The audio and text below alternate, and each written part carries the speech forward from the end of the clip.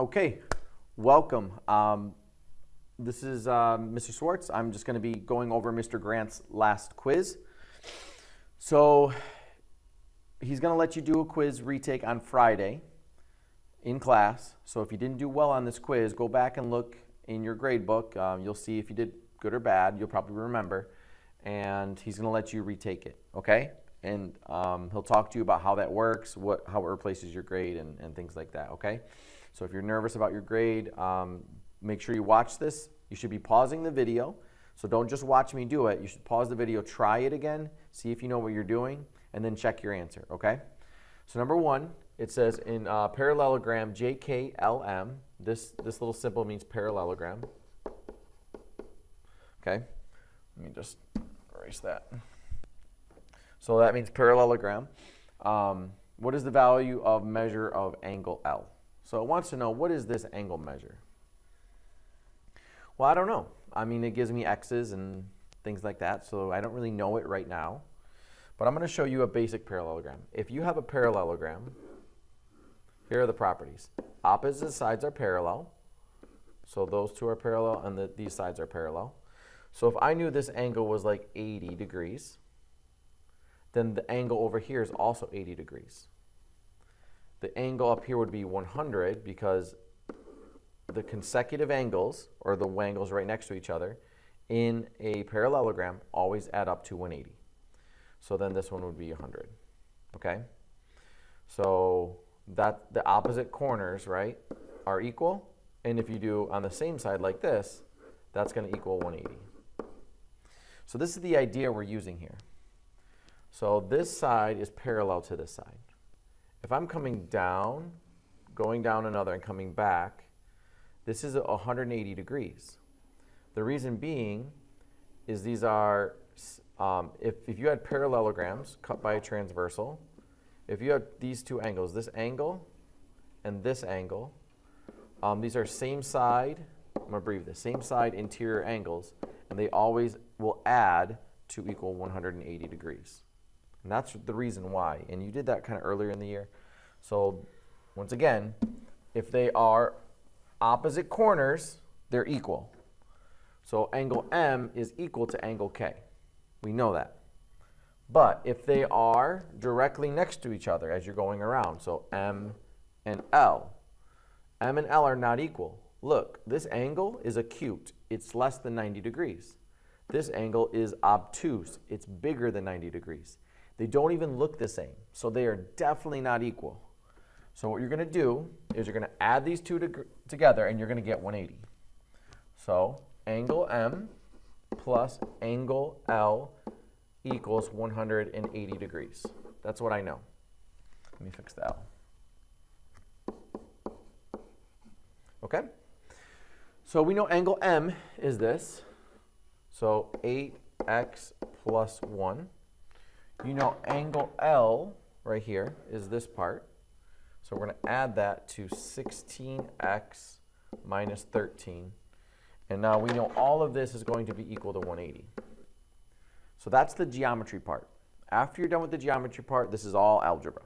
So we're going to be solving this equation. So you have two sides. You want to simplify everything that you can before you start moving terms. So notice on the left-hand side you have like terms. 8x and 16x, those are the same. You can put them together. So 8 plus 16 is 24. So you have 24x.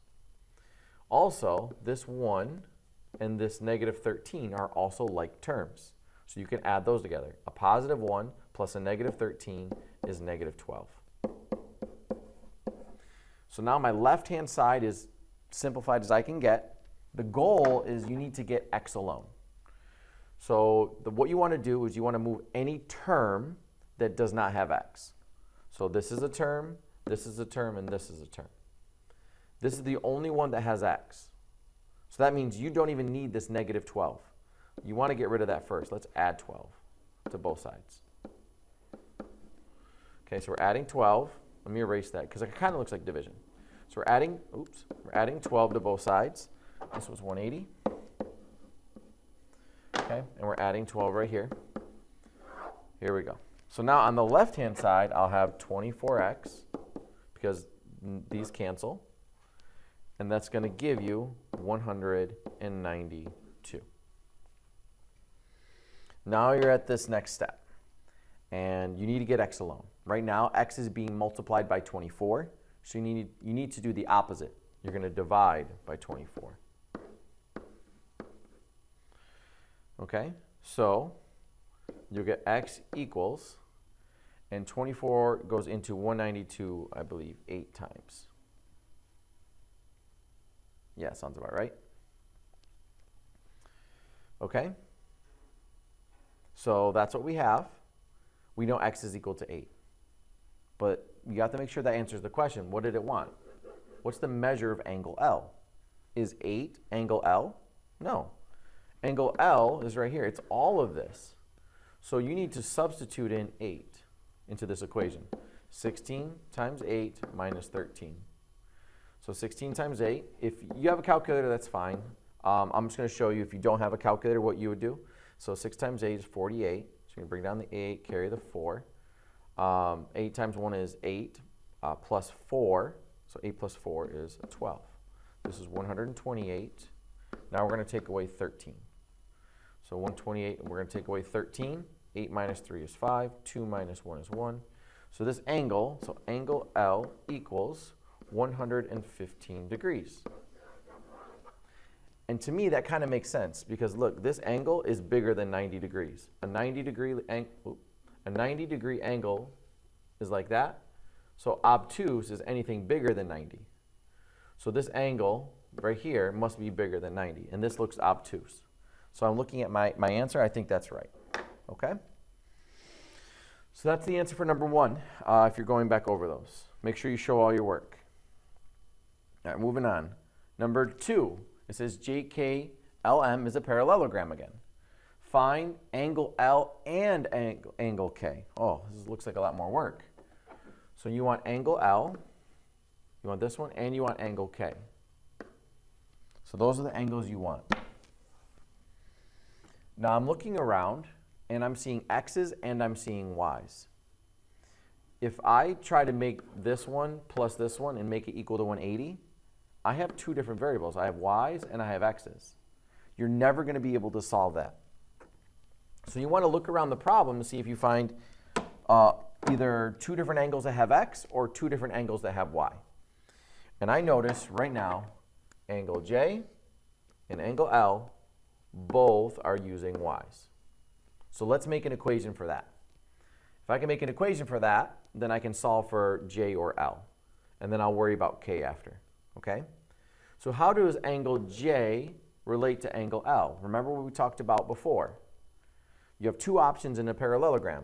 Either they're going to add up to 180 or they're going to be equal. So if you look at angle J, that's obtuse. It's bigger than 90. Guess what? Angle L is also bigger than 90. They look to me like they're the same. They are exactly the same. They're the same angle. So we're going to say 9y plus 1 is going to be the same or equal to the other angle, 10y minus 13. And now we're ready to solve. So everything's simplified on the left with the 9y plus 2. Everything's simplified on the right. You need to get all of the y's to one side. It doesn't matter what side you choose, but whatever you choose, stick to it. Personally, I would move 9y and I would subtract it from both sides. The reason I would do that is because I would have positive y's. So you could also subtract 10y. It doesn't matter which one you decide to do, but you have to make a decision what side you want the y's on. I'm making my decision. I want all my y's to be on the right side. So I'm going to subtract 9y to move it. Subtract 9y. And what that's going to do is these y's are going to cancel. I only have the number 1 there. 10y minus 9y is 1y. Now I don't have to write the 1 in front. I'm just writing it there because some of you prefer it there. Now, once again, we decided the right-hand side was y. See this 13? It doesn't have y. So I don't want to have that over there. So I'm going to get rid of it by adding 13. So now on the left side, I have 14 equals, and 1 times y is the same thing as y. I know what y is equal to. Did that tell me my answers? No. So you're going to need to substitute this in to find your answers. So it doesn't matter which one you want, but I want angle L. So I'm going to go to this one and substitute it in. So for angle L, it's 10y minus 13. We found y. I'm leaving a space. What do we find y to be? It's right here, 14. So substitute it in. Now we have 10 times 14, which is 140, minus 13. And 140 minus 13 is 127 degrees. That's your answer for L. So measure of angle L is equal to 127 degrees. This is part of your answer. That's great. Now, if I know that this is 127, how does it relate with angle K?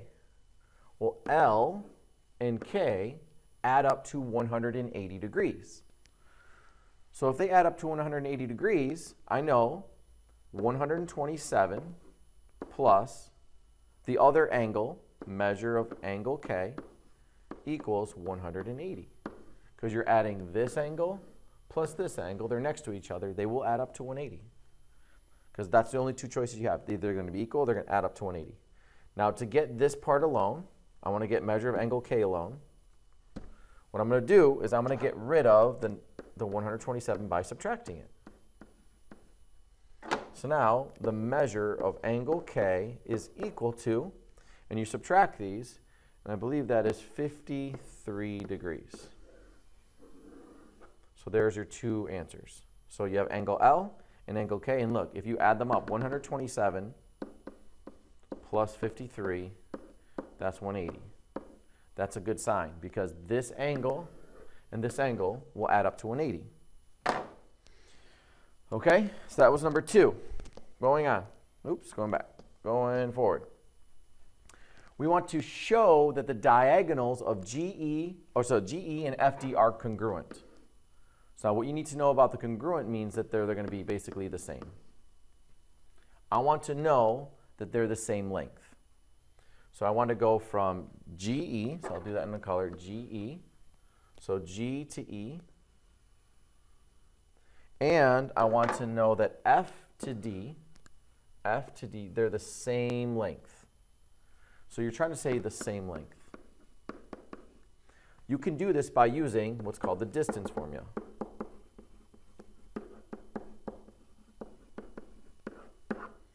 Now this you should have memorized, but you're just going to do the distance formula. You're going to use the 2 points. So the distance formula is the square root of x sub 2 minus x sub 1 squared plus y sub 2 minus y sub 1 squared. So we need to use 2 points. Since I'm already writing in blue, I'm going to do F to D. So F has the point negative 5, 0. D has the point 2, 1. So you have to label your points. So this is the first point, so I'm going to call this x1, y1. This is my second point, so I'll call this x2, y2. Notice the numbers, they're on the bottom. They're not exponents. We're going to substitute into this equation. Now, if you were in class today, you may remember I taught you a shortcut. You feel free to use the shortcut. Just find the changes. So I'm going to substitute an x2, which is 2. I'm subtracting the first x. The first x is negative 5. Notice there are 2 negative signs. One negative sign is coming from here, and the other negative sign is coming from the actual number. So what that means, when you have 2 negative signs together, they're actually going to flip. So we're going to take y2, the second y value, which is 1, subtract the first y value, which is 0. So here we go. So 2 minus minus, that's 2 plus. And 1 minus 0 is just 1. 2 plus 5 is 7, so 7 squared is 49. 1 squared is 1, so this is equal to radical 50. So far, FD is radical 50. Now, could you change it to a decimal? Sure. Could you simplify it? Sure. But it doesn't really matter because I'm just trying to show that they're the same radical or the same answer. So I don't really need to simplify my answers right now. Okay, we need to find GE. Okay, same idea. I'm going to erase all this mess. So I want to find GE. So G is -4, 3. E is 1, -2. I'm going to label them. This is my first point, so that's x sub 1, y sub 1. Second point, x sub 2, y sub 2. We're going to plug in. So the second x value is 1. We're minusing the first x value, which is -4. You see how we have that double negative again. We have the second y value, which is -2. We're subtracting the first y value, which is 3. And now, when you see two negatives next to each other, that changes to plus. So -2 minus 3 is -5. Remember, when you square these, you will never get a negative. So -5 squared cannot be -25. It's always positive, so don't make that mistake. So 1 plus 4 is 5, and 5 squared is 25. -5 squared. -5 times -5 is also 25. This is radical 50. Guess what? We just showed that they're equal. These are congruent. That's how you show. We're showing that they're the same. Now, we could ask you the same thing. Show me that these are not congruent. Show me that it's not a parallelogram. You would just do the same thing, find the distances, and show me that they are not equal. But this one, we wanted to show that they are congruent, and that's good news. We got square root of 50 and square root of 50. They're the same thing. They are congruent. Okay? Two more problems. Measure of angle BDC. BDC. So they already have the question mark there. Okay, so remember, this is a parallelogram. See this? This big one? I'm going to outline it in red. Think about what we already know from what we've been doing. How do you know in a parallelogram, how are these angles related, opposite angles? So if this one was 50, guess what? This one's also 50. You see this angle C? It's going to be the same as angle E. So if this one's 55, this one's 55. So we get one of the angles. So we need to find more angles. Okay, so what next angle can we see? So I would look at this triangle, this small triangle right here, and do it in green. You have two of the three angles. If you add up, so the angles in a triangle equal 180 degrees. You have two of them. You have 62 and you have 55. So let's call this one x because we don't know it. So I'm just solving for stuff and seeing if it helps me, okay? So I have 62. Actually, I'll show you an easier way too. We didn't actually have to do this. Plus 55 plus x equals 180, right? They all add up to 180. So you would add these two. That's 117 plus x equals 180. I'm going to get x alone. We're going to subtract 117. And now we have x equals whatever this is. So let's borrow, make that a 7. 10 minus 7 is 3. That's 63. This should be 63 degrees. And you could check it. You would add this up. 63 and 62 is 125. Plus 55 is 180. There's another property we know about parallelograms. Opposite sides are parallel. Now, there was a while ago, you did parallel lines cut by a transversal. You would know that this angle is congruent to this angle because they're alternate interior angles. You would know that like this angle is congruent to this angle because they're vertical angles. You would also know stuff like this angle over here and this angle over here are also congruent because they're alternate exterior angles. These are all the types of things. But right now I'm seeing something special. Let me just get another color. So this is parallel, this is parallel, this is your transversal. So this is an interior angle. This is an interior angle. So you automatically know that this is 62 degrees, which means you already solved for that last angle. This last angle is 63. Okay? That's one way you could have done it. Now you could have done it even one more way. If I didn't use these, let me just get rid of all this stuff. You also know that these two lines are parallel. This one's parallel with this one. Here's your transversal now. What are your alternate interior angles? Well, if this is parallel, this is inside, and so is this one. So this angle is 63, so this angle is also 63. So BDC, right here, right? BDC is 63 degrees.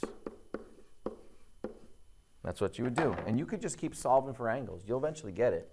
Just keep using your properties and you'll get them. All right, that was number 4. Okay, number 5. So WXYZ is a rhombus. Okay, what is the measure of angle XYZ? Okay, when you have a rhombus, your inside angles intersect perpendicularly. So they intersect to make right angles. This only happens in a rhombus. If you have a parallelogram like this, and I connect this with this one, oh, if I do it right, this angle is not 90 degrees. But in a rhombus, it's very unique. It actually does create 90-degree angles. Okay? So, guess what?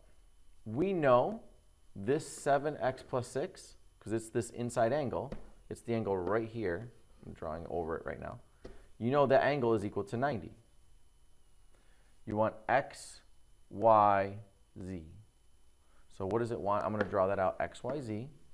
X, y, z. It wants this big angle. Okay? We can figure that out. Here we go. So let's use this piece right now. We know that's going to be 90, so 7x plus 6, we know that equals 90 degrees because they're going to be perpendicular. And we're going to solve for x. So let's subtract 6. So you have 7x equals 84. Now you can divide by 7. X is equal to 12. That's awesome. So now that we can actually know that x is 12, we can actually use it here so we can find this angle. So I'm going to redraw the rhombus over here. So there's this, and it goes, pretend that's a rhombus. So I want to find this angle, and I'm going to label it. Okay?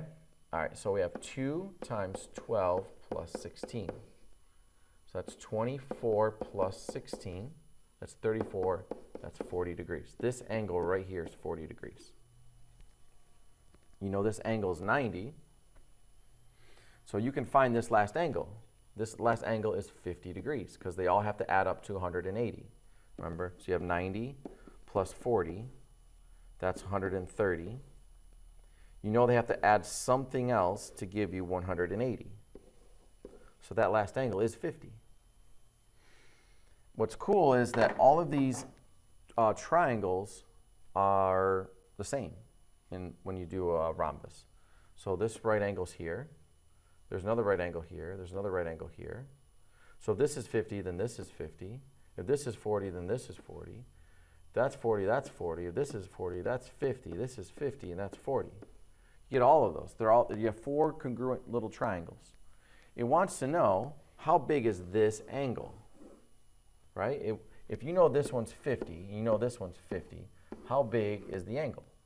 Well, the measure of angle XYZ equals 100 degrees because you add 50 plus 50.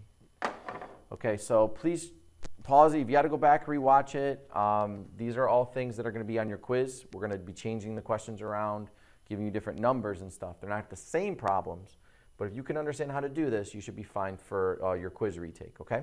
So hopefully this helps. If you have any other questions, ask Mr. Grant or myself. Have a good day.